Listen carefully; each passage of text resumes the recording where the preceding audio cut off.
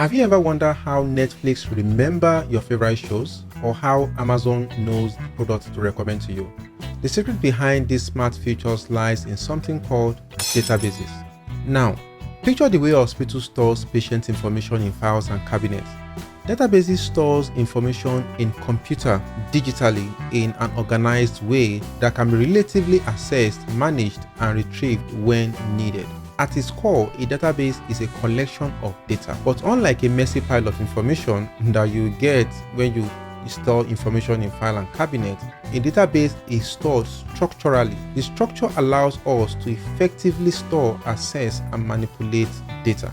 So let's talk about this storage. How does this storage work? What is the concept behind database storage? So the concept is pretty simple, and it is table. Table can be divided into rows and columns. Take a spreadsheet, for example. We all know how spreadsheet is operated. It's operated in form of rows and columns. The columns are known as fields as far as database is concerned.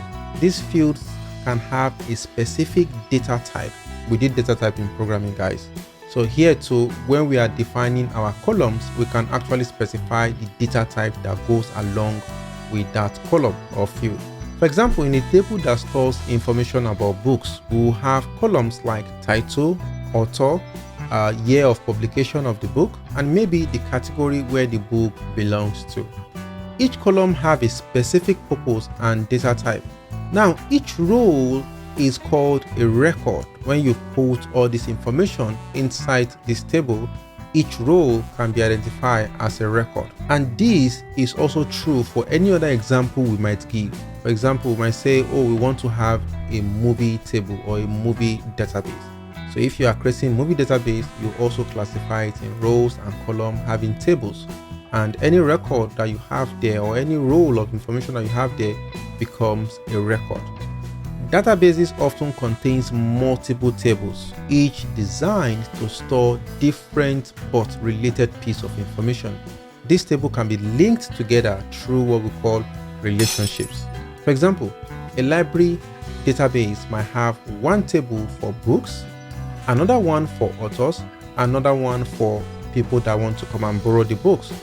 By linking these tables together, we can create a complex web of data that can easily be navigated and analyzed.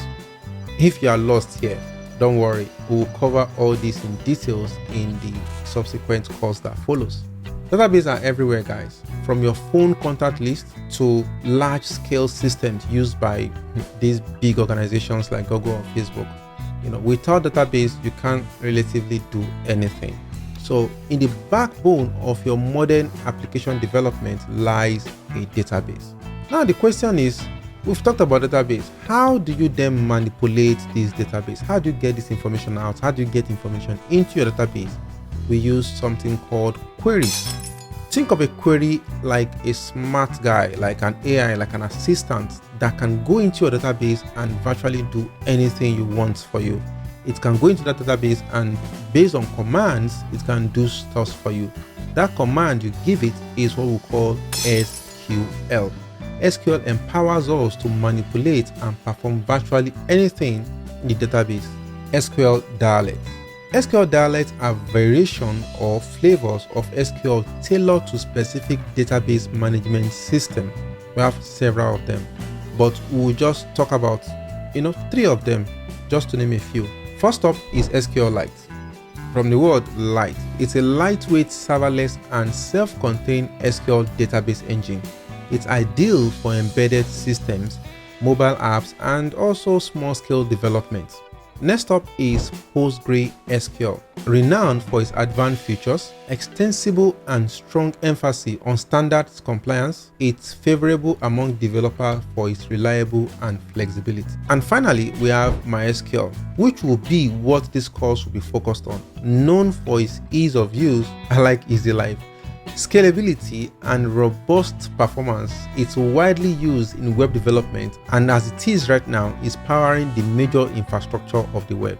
So guys, let me give you some assignments you can go and start working with.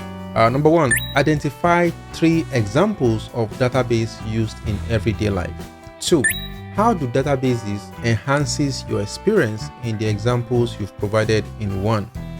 3, Can you think of any potential drawbacks or challenges associated with databases? In our next class, we'll be looking at how do we install MySQL and also what are the essential tools required for MySQL to work correctly. Those are the things we'll be doing in the next class. Stay tuned.